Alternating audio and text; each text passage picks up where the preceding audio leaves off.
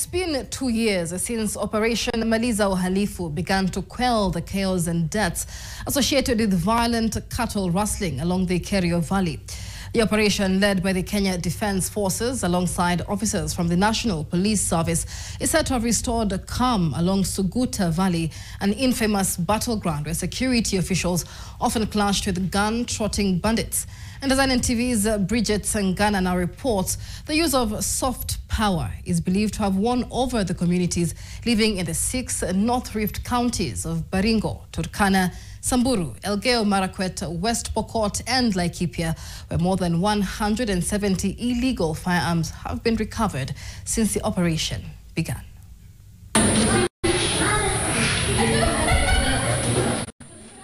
At Lomelo Primary School, along the border of Baringo and Turkana counties, classes are in session, a sign that calm has resumed in an area where previously schools had been abandoned due to banditry and insecurity. Mbeleni ilikuwa ni mbaya sana. Sababu hata kufika kwa hiyo laga ilikuwa ni shida. Hata kwenda kukata hiyo kuni msituni ilikuwa ni shida. Kwenda kutafuta hata kwa hii shule, kwenda hospitali ilikuwa ni shida sana. Na uweze utapita kwa hiyo gate unalimwa. The head teacher saying that enrollment has since increased at the school, and he is also witnessing an enrollment of children from the neighboring previously warring community. Hapa nilikuwa na wanafunzi 120 mwaka jana. Kwa sababu wakati huo hatukuwa na amani, lakini wakati huu tuko na watoto zaidi ya 160. Shule imeanza kuadmit wale watoto kutoka jamii ya Pokot, na bado tunawakaribisha. Amani ni mzuri, kuongea ni mzuri, kuchanganya ni mzuri. Tuko na pamoja, Turkana na Pokot, Jemsi na Pokot, Chableng na Pokot, Kikuyu na Pokot, kuchanganya. Shule ni mzuri. Education had been paralyzed in this area, but the renovation of dilapidated schools is one way Operation Maliza Uhalifu is hopeful will change mindsets amongst locals. But schools are still far and out of reach, especially for the younger children. Utapata mtoto ambaye anaishi kilomita karibu 10 ama hata 8, anaweza toka huko asubuhi kusoma, jioni tena narudi. Hiyo napata changamoto.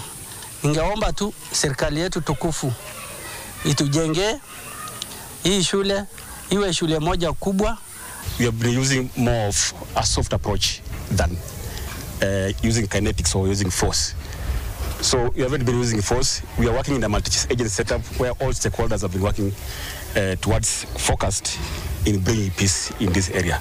Of course, a lot of efforts going into education, and that is one thing we also need to keep investing in and working around, and we appreciate the efforts of all the stakeholders, including the KDF, in terms of supporting reopening of schools and refurbishing or rehabilitating those schools.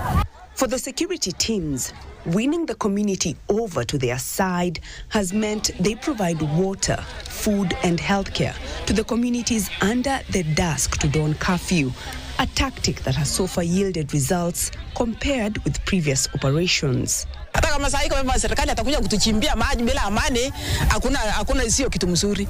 Lakini bila vile amani iko sasa hatuna shida. Tulikuwa na shida kubwa kabla hawa wadugu kufika.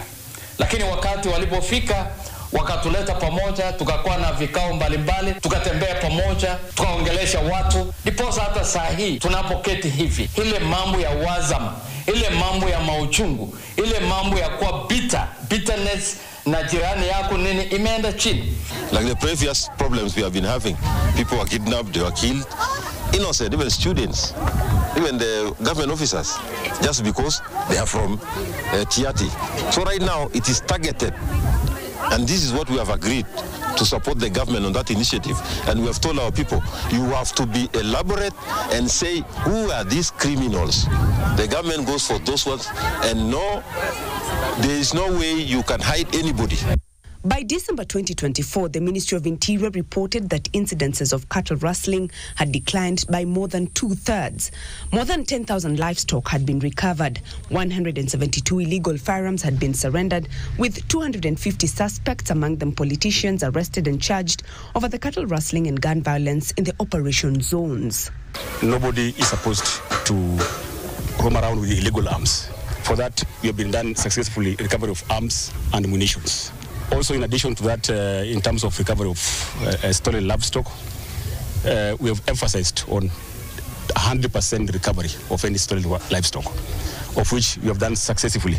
Once it's stolen from anywhere, we work in a multi-agency setup.